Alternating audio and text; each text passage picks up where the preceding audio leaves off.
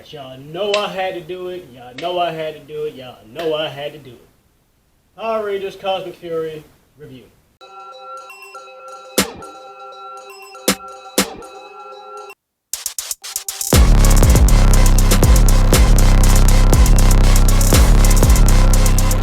Cajun Wine Red Leo, but you can call me Cajun.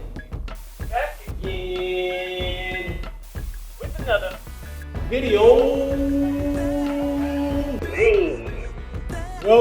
Welcome back to the channel, Cajun's Blerd. If you are new here, hit that subscribe button right now. Your man is on the road to 350 subscribers.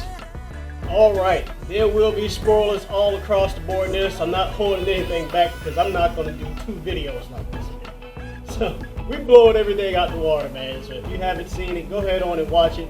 It's 10 episodes, 25 minutes each. If you bang it out in the whole shebang, it's about 4 hours. So for you people who watch that Snyder cut, hey, it ain't hard beyond you. Otherwise, I mean, it's Netflix, man. Chop it up. Alright, Amelia. First off, let's go ahead on and talk about Amelia becoming the Red Ranger. I'm not mad at it. I'm not mad at it at all. I wasn't put off by it. I like the way that it was presented. I mean, it really gave meaning behind it.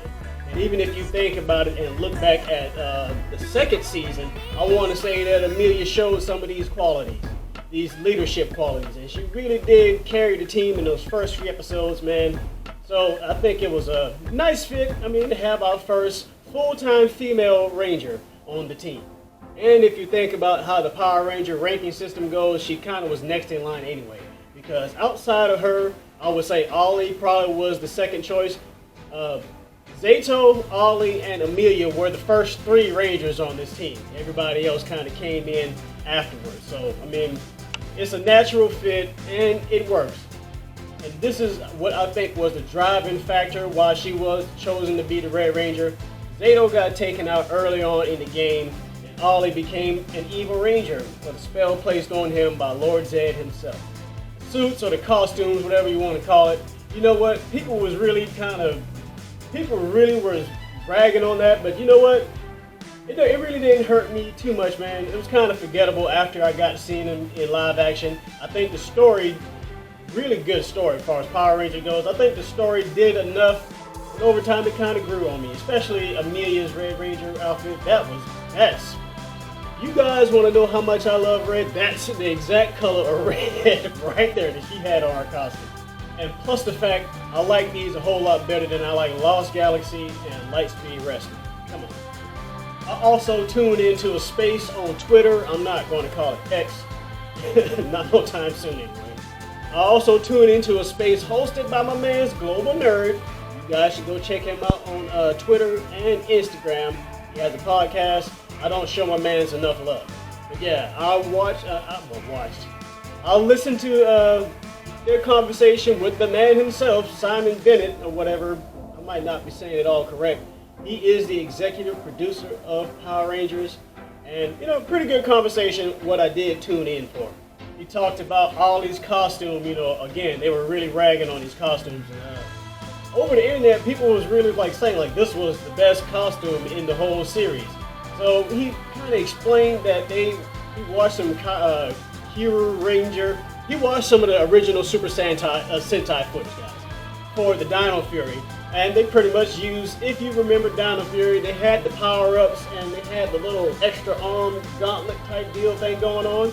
So basically, they just took 2 of those and put it on his costume. Kind of gave him that Void Knight look, I think. And yeah, the drip was there, as the young kids would say. The drip was there this whole season. Anybody notice my man, the news announcer, man? Y'all seen his outfit? If you follow me on Twitter, man, y'all already know I was hyped. This is one thing, this is probably my biggest nitpick. The cameos, we just didn't have enough. They had 3 cameos. Of course, Billy, who actually was a core member of the team, he actually played the leadership role as well as the support role. Mick, more so a support role. From Ninja Steel, Mick was the Ninja Steel Red Ranger. Now, people were ragging on Ninja Steel. I like Ninja Steel, but if you really just leave it down in the comments. Man. What is the nitpick that everybody has? I don't know. I watched it years after it debuted. And Heckley, whatever his name is. This was his first morph. This first time he's been on camera in the Power Ranger suit. Now, I guess he's from Power Rangers Dino Charge. Again, I didn't watch that series or that part of it. But they had a Dark Ranger, and it was this guy, but he never morphed. Now, he did do it in the comics, the Boom Studio comics, in the Beyond the Grid little series there. You guys should definitely go check that out. Let's Talk Comics will be coming out about that down the road. So you want to subscribe, man, so you don't miss it, especially when I drop some Power Ranger stuff, man. Yeah, so as far as the story played out, man, these guys all played good supporting characters, man. Good supporting characters. Not mad at it. Just mad that we didn't have enough of it. Besides Billy. Billy was in and out of this pretty good. Everybody's tripping over the fact that the Zords didn't match their helmets, which it didn't really bother me too much, man. I mean, what they had all those Zords and not enough Rangers. What do you think was going to happen? If you ask me, I think Voltron was a bigger offender of this because I don't remember, at least in the original Voltron, I don't think but only about 2 of them actually had the color to match the line that they was in. And the reason why I say that is because Voltron is older than Power Rangers. Well, at least Power Rangers, maybe not Super Sentai. It started in the late 60s at the most, through the 70s. I'm just saying, technically they did this in the last season, man. They had plenty of opportunities for everybody to command a Zord. I mean, heck, even Izzy was a Zord herself, and she wasn't even the same color. And everybody seemed to be forgetting about Hobby's sacrifice, man. My man did a pretty boss move there at the beginning, how they got the Zords in the first place. And Billy even said it himself that, oh, remote controlled Zords. I like that in my Zords. Hence, that was a good, nice head nod to the once and always. Give the Zords a break. They barely was even in the show, and which was good. I mean, if this is what they're going to try to do to keep the series going for future projects, if this was kind of a taste of what it was going to be, I like it. Now, I still think whenever we get this next one, I think it's going to be a little bit darker and grittier. So I'm surprised they pulled it off as good as they did pull it off, keeping it a kid show. Because we have Izzy and Fern's relationship, which it didn't seem like it was forced. And that's all I'm asking when it comes to this type of stuff. I don't like when this stuff is seeming like it's forced. And this stuff seems to fit right along in the story. They drove the characters to do it, and you understood what was going on. And we got an Orange Ranger out of the deal, which orange is not my favorite color by the long shot, but Orange Ranger.